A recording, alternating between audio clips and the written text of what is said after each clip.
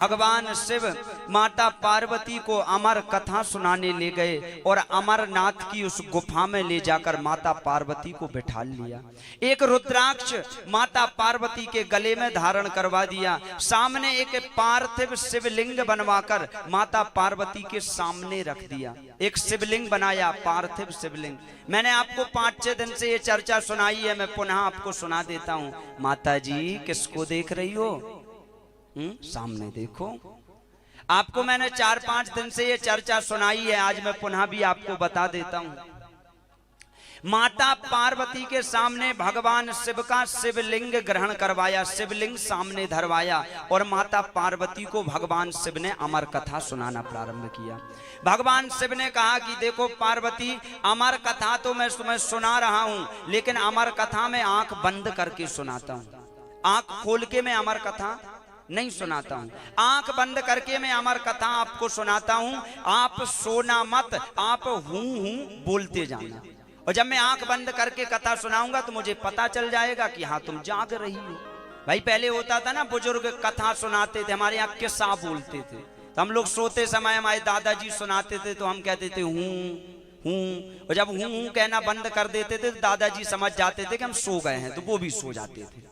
ये नियम होता है। माता पार्वती ने हूं कहना प्रारंभ किया और कहते हैं भगवान शिव ने सुंदर कथा सुनाना प्रारंभ कर दिया, कथा कहना प्रारंभ कर दिया। अमर कथा माता पार्वती ने जब सुनना प्रारंभ किया, 4 दिन तक माता पार्वती उस अमर कथा को सुनते रही, लेकिन 4 दिन बाद माता पार्वती को निद्रा आ गई, माता पार्वती को नींद आ गई। माता पार्वती ने हूं कहना बंद कर दिया। वहीं पे एक तोती का मरा हुआ अंडा डला था, लेकिन जब उसने अमर कथा को सुना तो मरा अंडा भी जीवित हो गया और उससे एक तोते का जन्म हो गया। एक तोता उस अंडे से निकला, मरा हुआ अंडा भी जीवित हो गया कथा सुनकर, अमर कथा को। और जैसे ही माता पार्वती ने हूं कहना बंद किया, वो तोता हूं कहना शुरू कर देता है।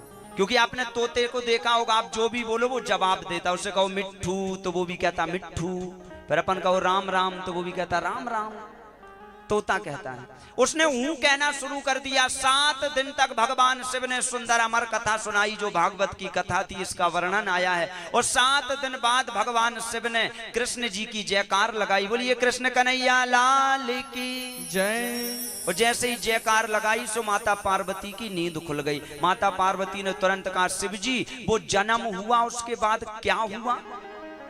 शिव जी ने तुरंत कहा पार्वती यहाँ पूरी रामायण खत्म हो गई, तुम पूछ रही सीता कौन है? यहाँ हमने पूरी रामायण सुना दी, तो मैं 7 दिन तक कथा चली। ये बात तो आज के 3 दिन पहले सुनाई थी कि कृष्ण जी का जन्म हुआ, उसके बाद कुछ नहीं सुना।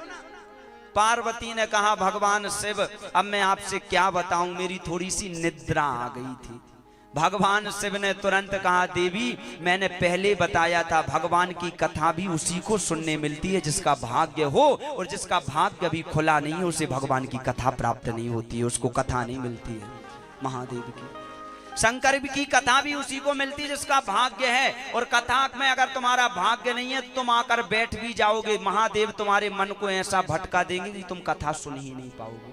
या तो महादेव पड़ोसन से बात करवाना शुरू कर देंगे तुम्हें, और मान लो गुरुजी ने देख दिया और पड़ोसन से रोक दिया, माता जी बात मत करो, तो पड़ोसन से बात नहीं कर पाई तो महादेव तुम्हारा मन भटकवा देंगे, क्योंकि तुम्हारा कल्याण नहीं करना चाह रहे अभी महादेव, तुम्हारे मन को भटका देंगे। तुम यहाँ बैठ के कथा सुनोगी, लेकिन कथा सुनते हुए भी तुम्हें परिवार याद आएगा। कई माताएं, आप इतने सारे लोग बैठ के कथा सुन रहे हो, जरूरी नहीं कि आप सब लोग जितने बैठे हो सब कथा ही सुन रहे हो।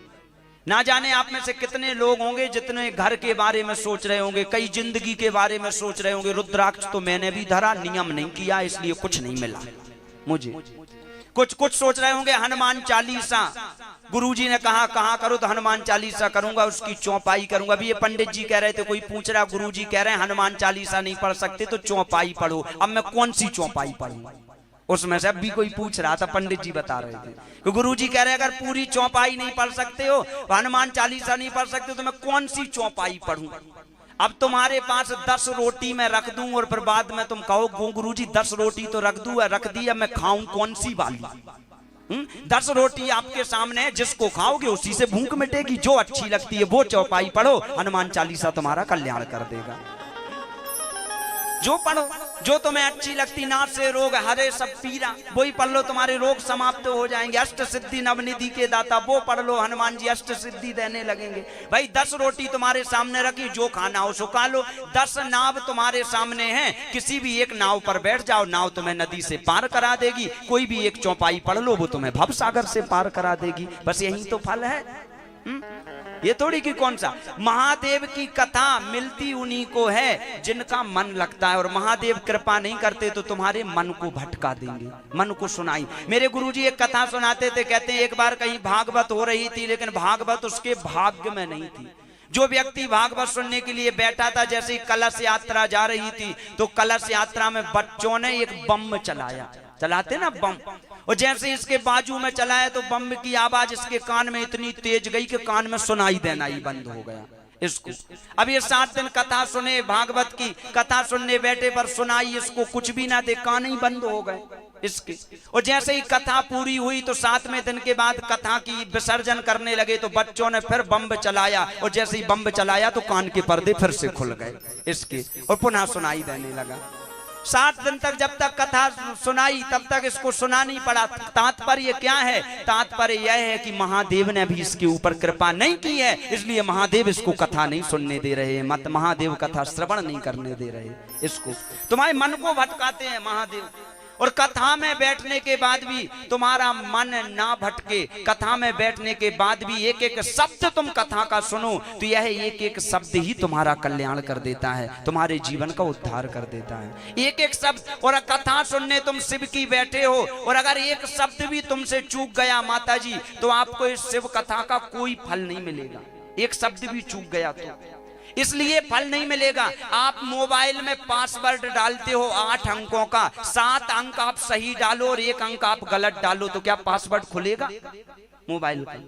मोबाइल में 10 अंकों का पासवर्ड रहता है, 7 अंक तुम सही डालो और 1 अंक सही ना डालो तो पासवर्ड खुलेगा ना। यही शिव की कथा है। तुम पूरी सुनने बैठे हो, 90% कथा सुनी, 10% भी अगर कथा नहीं सुनी, 10% तो छोड़ो, जैसे एक शब्द से वो मोबाइल का पासवर्ड नहीं खुलता, वैसे ही शिव की कथा का अगर एक शब्द भी छोड़ दिया तो तुम्हारी किस्मत का ताला नहीं खुलेगा, तुम्हारी किस्मत का पासवर्ड नहीं खुलेगा तब तक। इसलिए एक शब्द नहीं चूकना चाहिए। कथा सुनने बैठो, मन चाहे कितना भटके, मन को भटकाना ही नहीं है। माता पार्वती से शिव जी ने कहा, पार्वती तुम्हें कथा इसलिए सुनने को नहीं मिली है क्योंकि तुम्हारे भाग्य में कथा नहीं थी, और भाग्य में नहीं थी तो नहीं सुनने मिली। पार्वती जी तो शांत हो गई, लेकिन शिव जी को याद आया, जब तुम सो गई थी तो ये हूं की आवाज कहां से आ रही थी?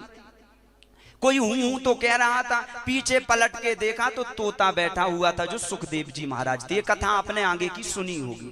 सुखदेव जी महाराज थे, भगवान शिव को क्रोध आया, उन्होंने त्रिशूल लिया और त्रिशूल लेकर भगवान शिव ने उस तोते को मारना शुरू कर दिया। वो तोता गया व्यास जी की पत्नी बटिका देवी के गर्भ में जाकर स्थापित हो गया, और 14 वर्ष बाद सुखदेव जी के रूप में उस तोते का जन्म हुआ है। माता पार्वती ने एक शिवलिंग की स्थापना कर कर, और जो अमर कथा को श्रवण किया था वहीं शिवलिंग माता पार्वती ने विसर्जित नहीं किया, और वहीं शिवलिंग आज अमरनाथ के नाम से जाना जाता है। बोलिए अमरनाथ भगवान की जय।